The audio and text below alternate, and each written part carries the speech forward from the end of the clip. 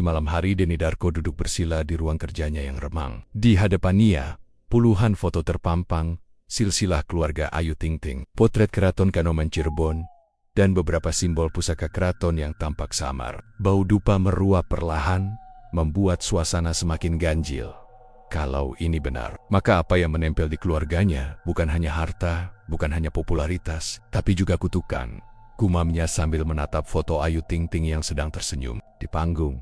Seminggu sebelumnya, Denny menerima tamu tak diundang. Seorang pria tua berpakaian lurik, bersarung batik dan membawa bungkusan kain mori. Namanya Mbah Wiryo, penjaga salah satu petilasan keraton Kanoman.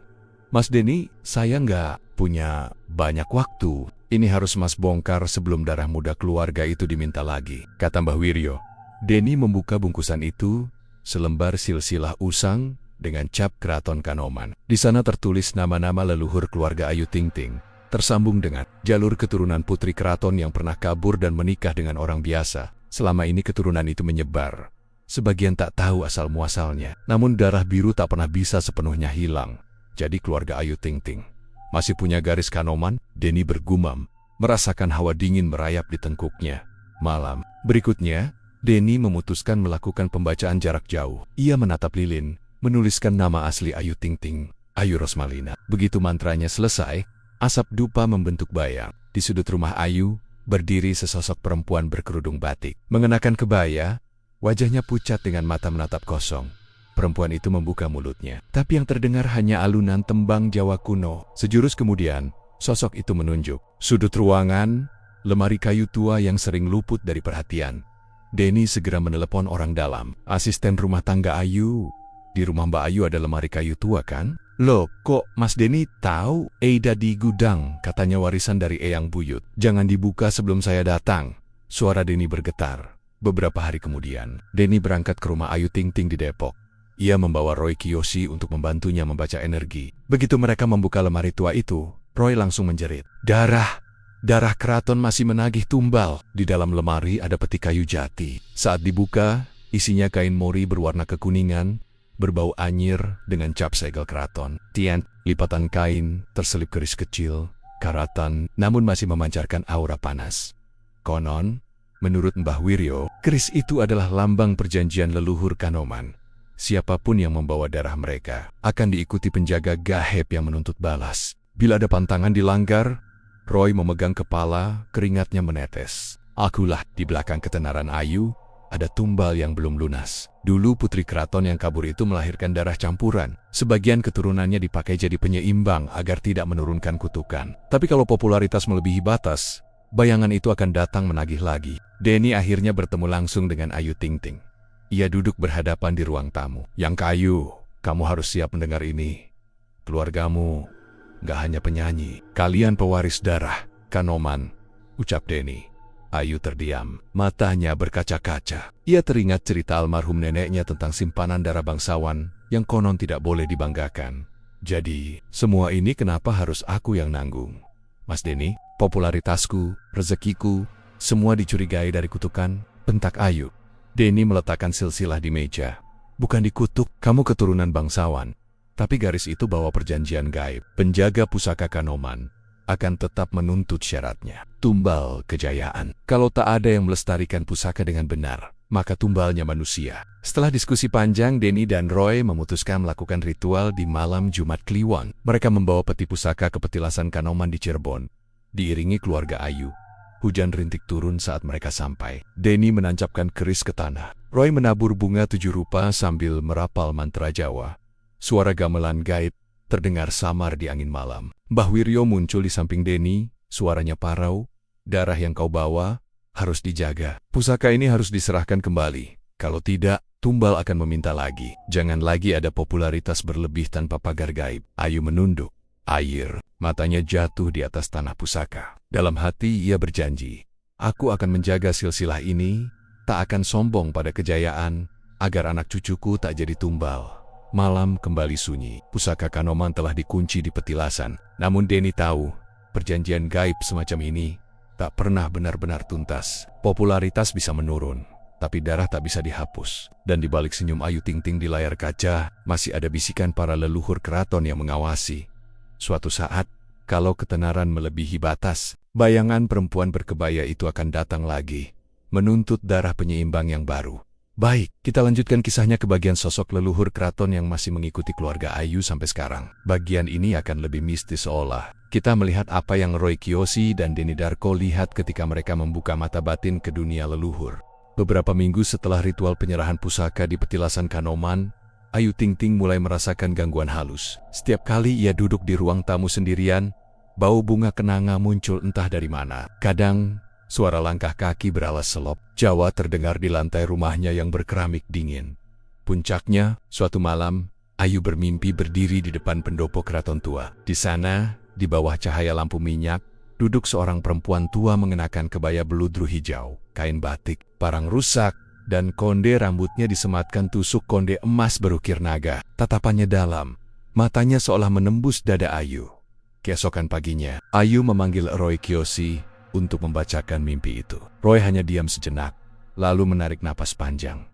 "Aku sudah melihatnya sejak kita buka peti pusaka waktu itu, Yu," kata Roy pelan. "Ada yang kamu warisi bukan cuma darah, tapi juga pengawal gaib." Leluhur perempuan ini dulu putri selir keraton Kanoman. Namanya Nyai Raras Wulung. Denny Darko yang ikut mendengar menambahkan, Nyai Raras Wulung kabur dari keraton, membawa pusaka keris itu, tapi dia dihukum. Keturunannya tidak boleh sepenuhnya lepas dari bayangan Kanoman. Dialah yang jaga garis darah kalian, memastikan kalian tidak melanggar janji gaib. Kalau janji dilanggar, dia sendiri yang akan menagih. Sejak saat itu, Ayu semakin sering merasakan Nyai Raras Wulung. Saat manggung, kalau penontonnya terlalu histeris, Ayu kadang melihat siluet kebaya hijau berdiri di belakang panggung. SPT, dia sakit parah di puncak karier. Denny pernah membisikkan satu hal. Itu peringatan dari Nyai Raras. Ketenaranmu harus diimbangi dengan sesaji yang benar. Asisten rumah tangga Ayu pun pernah bercerita, menjelang subuh, terdengar suara tembang Jawa halus dari sudut kamar tamu padahal tidak ada siapa-siapa. Kadang di cermin ruang rias, sekilas bayangan konde emas terlihat melintas di belakang Ayu. Suatu malam di bulan Suro, Ayu bermimpi Nyai Raras menemuinya lagi. Tapi kali ini wajah sang leluhur terlihat lebih lembut, meski masih tegas. "Cucuku, aku menjaga, tapi kau harus menjaga balasanku. Rawat silsilahmu, jangan abaikan pusaka, dan jangan lupakan asal-usulmu. Kalau tidak, darah penyeimbang akan kutagih lagi." Dalam mimpi itu, Ayu melihat anak semata wayangnya, Bilqis, dikelilingi kabut putih. Nyai Raras menatap Bilqis dengan tatapan iba. "Anakmu pun pewaris darah Kanoman. Kelak, dia akan melihatku seperti kau melihatku. Tapi kau lengah. Tumbal kejayaan bisa turun padanya." Merasa ngeri akan kutukan turun-temurun, Denny menyarankan Ayu membuat pagar gaib. Bersama Roy Kiyoshi, mereka menyiapkan ruatan ritual penyucian garis keturunan. Diiringi gamelan kecil dan doa-doa Jawa kuno, pusaka keris yang dulu dikembalikan, dibakar kemenyan, lalu dimandikan air bunga 7 rupa. Roy menutup mata, melihat Nyai Raras Wulung berdiri di balik asap dupa. "Beliau tidak pergi," bisik Roy. "Kalau kau sombong, melupakan asalmu, maka pagar ini akan patah." Hingga hari ini, di balik tawa Ayu Ting Ting di layar TV, Nyai Raras Wulung masih bernafas di antara keluarga mereka. Kadang di sudut kamar, di balik tirai, di panggung konser, di lorong rumah, penjaga Kanoman itu tidak pernah benar-benar pergi. Ia adalah pengingat bahwa darah bangsawan datang bersama kehormatan dan beban gaib, dan siapapun yang mencoba menantang garis itu akan menanggung murka Nyai Raras Wulung sendiri. Setelah ritual ruatan, Denny Darko semakin penasaran. Apakah Nyai Raras Wulung pernah benar-benar menagih tumbal? Ia pun kembali ke Cirebon, menemui Mbah Wiryo di sudut petilasan. Malam itu gerimis turun. Angin berdesir membawa wangi tanah basah. "Nyai Raras itu dulunya putri selir, Mas Denny," kata Mbah Wiryo sambil menatap lampu tempel temaram. "Waktu dia kabur dari keraton Kanoman, dia bawa keris pusaka kecil. Tapi pelarian itu dianggap mencoreng nama keraton. Karena itu, para penjaga gaib diberi tugas, kalau garis keturunan Raras Wulung tidak menjaga adat, maka pusaka itu akan berbalik menuntut darah." Mbah Wiryo bercerita, pada tahun 1965, buyut Ayu Ting Ting yang putri Suminah pernah jatuh sakit aneh. Tubuhnya panas dingin, matanya kosong menatap langit-langit rumah. Paranormal waktu itu bilang, penjaga Kanoman datang menagih. Ada perjanjian yang dilanggar. Ternyata, Kala itu Eyang Suminah pernah menolak ritual nyekar kepetilasan Kanoman. Ia berkeras ingin hidup seperti orang kebanyakan. Namun sejak itulah, silsilah mereka jadi samar, pusaka hilang dicuri orang, dan sosok Raras Wulung muncul di mimpi menuntut darah penyeimbang. Jadi sakitnya buyut Ayu. Adalah tumbal pertama? Tanya Denny. Mbah Wiryo mengangguk pelan. Betul, ia meninggal malam 1 Suro. Itu penebus perjanjian yang dilanggar tahun-tahun berlalu. Setelah pagar gaib dipasang, Ayu Ting Ting mulai merasa sedikit tenang. Tapi tanpa disangka, sosok Nyai Raras Wulung rupanya sudah menempel di darah keturunannya yang baru. Bilqis. Suatu malam, Bilqis terbangun. Usianya baru 8 tahun. Ia menangis memanggil ibunya. Ada ibu-ibu di pojokan kamar, Bunda. Dia pakai baju hijau. Dia manggil aku, dia bilang aku cucunya. Ayu tertegun, ini persis seperti yang pernah ia alami di mimpi bertahun lalu. Roy Kiyoshi datang lagi ke rumah. Ia membaca aura Bilqis sambil memegang boneka kesayangan anak itu. Bilqis mewarisi darah Kanoman yang kuat, kata Roy pelan. Dia masih bersih. Jadi Nyai Raras mudah menampakkan diri. Biasanya, kalau darah paling muda tidak dijaga, dialah yang akan jadi penyeimbang jika ada pantangan dilanggar. Ayu hanya bisa memeluk Bilqis Aratoret malam itu. Suaranya serak berdoa dalam hati agar Nyai Raras tidak menagih tumbal lagi. Beberapa bulan kemudian, muncul hal aneh. Di pergelangan tangan Bilqis, muncul bercak, tanda lahir kecil, mirip simbol, parang rusak motif batik khas Kanoman. Menurut Mbah Wiryo, itu tanda garis darah penjaga. Kalau tanda itu bersih, artinya leluhur masih merestui. Tapi kalau gelap dan melebar, bisa jadi sinyal akan ada perjanjian yang patah. Jelas nia pada Denny Darko via telepon.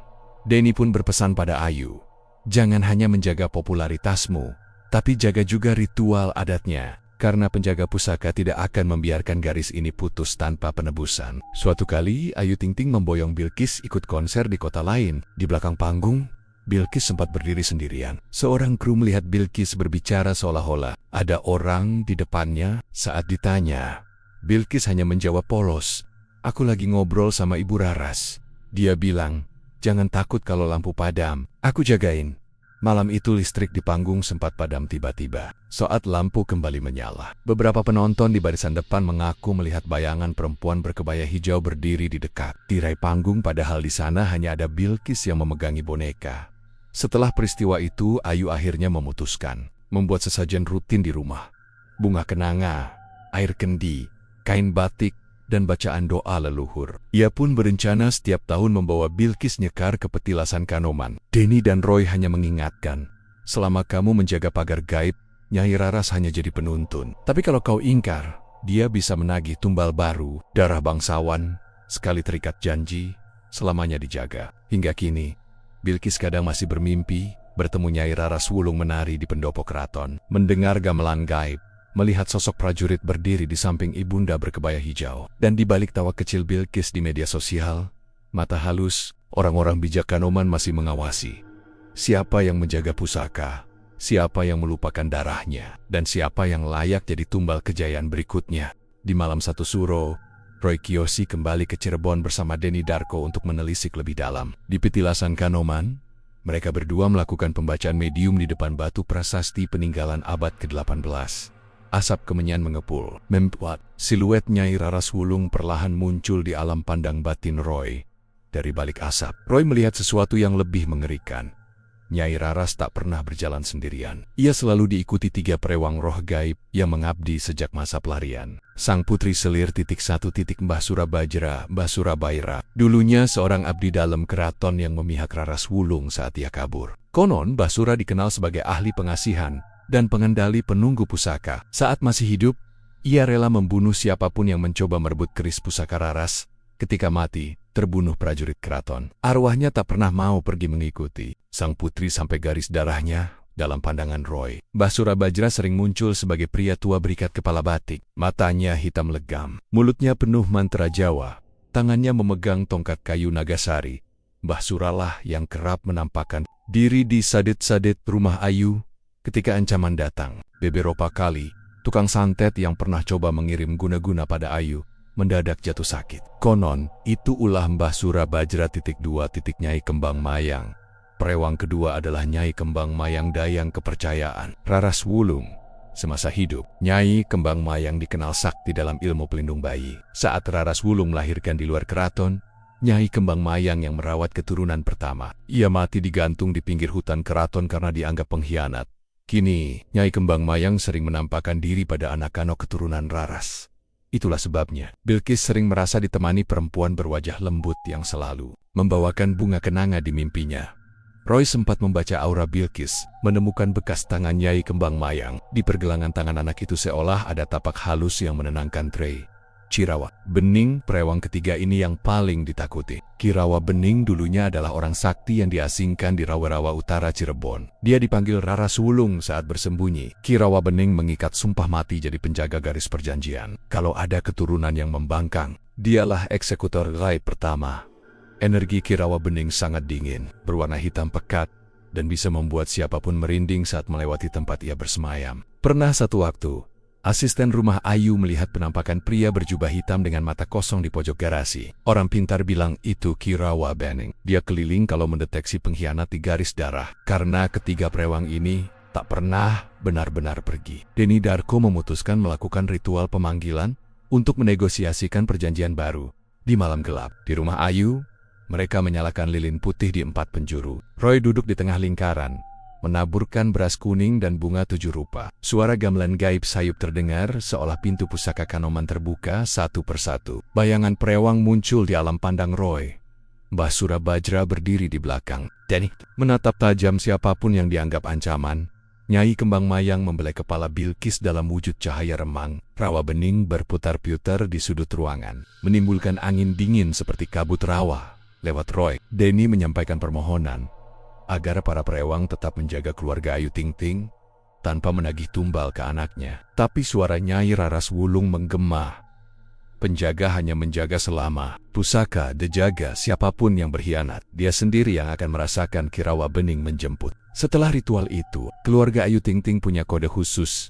Kalau lampu rumah berkedip-kedip tanpa sebab, itu artinya Mbah Surabajra sedang berkeliling. Kalau Bilqis bermimpi bunga kenanga jatuh, Nyai Kembang Mayang sedang menuntun dia agar tetap bersih. Dan kalau terdengar suara gemeretak dari arah pintu belakang tanpa angin, Kirawa Bening sedang mendeteksi siapa yang berniat jahat bahkan dari kalangan keluarga sendiri. Tak ada yang tahu kapan prewang ini akan muncul lagi secara nyata. Yang pasti, di balik gemerlap panggung Ayu Ting Ting, di balik senyum Bilqis, selalu ada 3 sosok penjaga leluhur Mbah Surabajra, Nyai Kembang Mayang, dan Kirawa Bening menunggu, mengintai, menjaga, atau menagih darah perjanjian jika pantangan dilanggar.